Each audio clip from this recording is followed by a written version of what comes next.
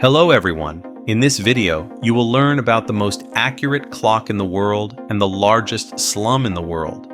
Let's dive in and explore. Although no one knows exactly what time is, we all clearly understand that a clock is a means of measuring or imagining the flow of time, and that time synchronization is very important for the modern world.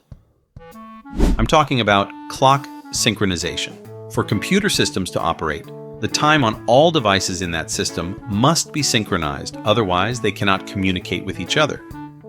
To make it clear, without time synchronization on network systems, you won't be able to play online games, and stock trading orders cannot be executed.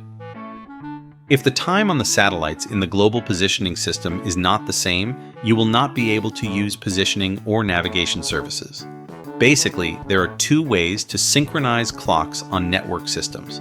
The first way, which is a bit time-consuming, is to log into every device in the system and manually set the time based on a source, such as your wristwatch.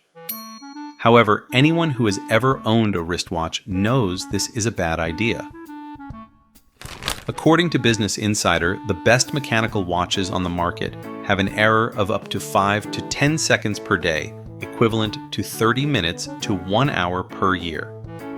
Electronic watches using quartz crystal oscillators fare better, with only a few seconds of error per month. Yep, the legendary Casio F91W you once owned is much more accurate than expensive Rolex watches, but a few seconds of error per month, equivalent to 1 to several hundred milliseconds per day, is still too large an error to be acceptable in a network or satellite system, meaning clock synchronization would have to be done continuously, and setting the time for billions of devices around the world every day is clearly a terrible job. And that's why automatic time synchronization protocols were born. But to automatically synchronize time, you still need a reference clock, a device to reference all other devices. And the reference clock I'm talking about is the atomic clock. The mechanism of the atomic clock is to count the number of energy state transitions of an atom from a low energy state to a high energy state, and vice versa. Quite simple, right? The atom commonly used for counting is cesium-133. Since 1968, the International System of Units has defined 1 second as the duration of 9,192,631,770 oscillations, corresponding to the transition between two energy states of the cesium-133 atom. This means that in every second, the atomic clock counts 9,192,631,770 times the cesium-133 atom changes energy states. The FOC's one atomic clock in Switzerland, operational since 2004, is so accurate that it loses only 1 second every 30 million years. However, no one said it is the most accurate clock in the world.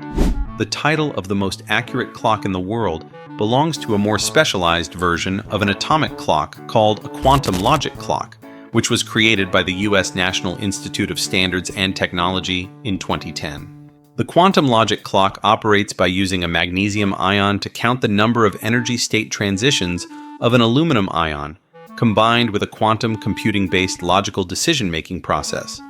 With such complexity, this clock has unimaginable accuracy, as it will not be fast or slow by 1 second after 33 billion years, nearly 2.4 times the current age of the universe. Wow! Wow.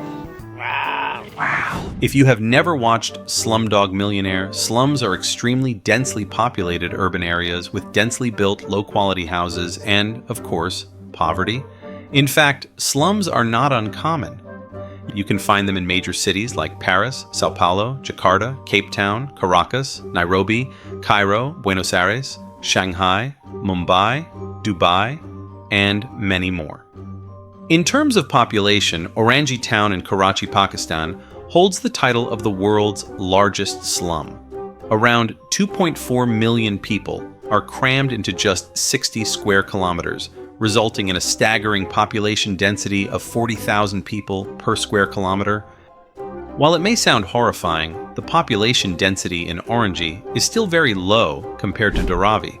1 million people in this Indian slum share an area of just 2.1 square kilometers, equivalent to a terrifying density of 476,000 people per square kilometer. This density is equivalent to the entire population of the United States living in New York City.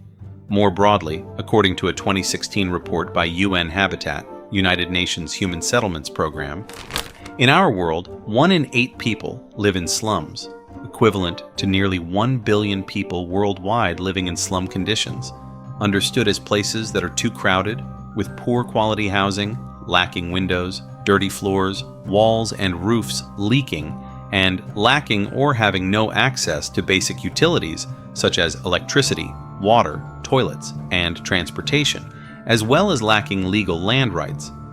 According to World Atlas, 14 out of 15 countries with urban populations living in slums, over 70% are in Africa, led by South Sudan with 96%, the Central African Republic with 93%, and Sudan with 92%.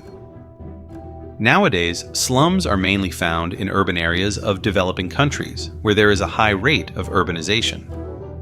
Urbanization is also the main reason why slums were once widespread in the US and Europe from the 19th century to the late 20th century. The concept of slum is believed to have originated from the East End of London. Before the 19th century, the rich and the poor in London lived in the same area, with the rich living on luxurious and bustling main streets and the poor living on the back streets, deep inside and, of course, less bustling. By the 19th century, the rich moved out of the increasingly crowded city, leaving the poor behind and creating an urban area only for the poor. It is believed that the word slum is slang in the East End, meaning room, developed from the term backslum around 1845, meaning the street of the poor. By the early 20th century, slums had become common in the US, with the 5 Points neighborhood in Manhattan, New York, being recognized as the first slum in the US, believed to have formed in 1825. In its more than 70 years of existence, 5 Points consistently ranked among the most notorious slums in the world for its overcrowding, disease, and crime. Back to modern times, besides the migration from rural to urban areas, slums can also be formed due to pressure from economic stagnation or recession leading to rising unemployment rates, natural disasters destroying homes, political instability, social conflicts, or weak planning. What do you think? Leave a comment below. If you find this video interesting, please press the like button and don't forget to subscribe to the channel to not miss interesting videos in the future. Goodbye and see you next time.